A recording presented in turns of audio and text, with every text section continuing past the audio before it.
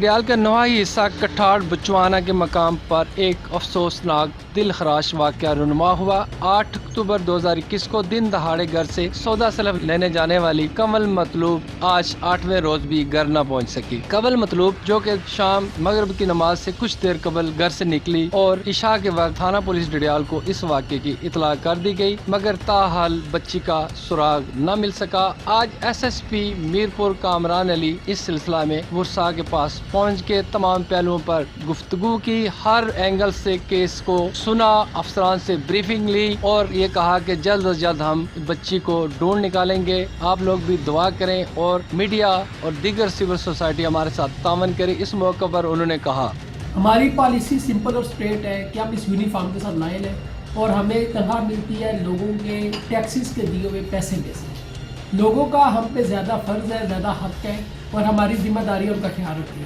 ہماری پالیسی بالکل سمپل اور اسٹریٹ ہے، ہم نے پروفیشنلی چلنا ہے، ہم نے کسی ذات، کسی برادری یا کسی سیاسی جماعت کی بیس پر نہیں کرنا۔ یہی تھانوں کے لیے پالیسی ہے کہ لوگوں کے لیے آسانیاں پیدا کریں، لوگ آئیں، کسی کو تھانے کا خوف نہ ہو۔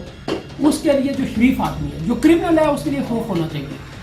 شریف آدمی تھانے میں آئے، اس کی داد رسی ہو، لوگوں کے کام نہ رکے، لوگوں کو چھوٹے چھوٹے کاموں کے لیے تھانوں کے لیے اپروچ نہ کروانی پڑے۔